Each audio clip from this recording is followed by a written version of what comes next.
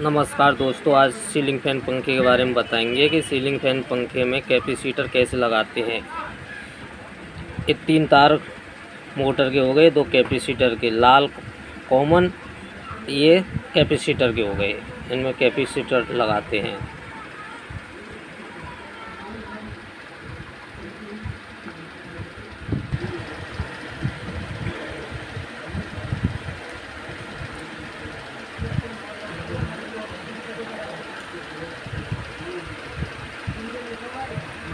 इसकी साइड घूमेगा दोस्तों, इधर घूमेगा न्यू तो सीधा है।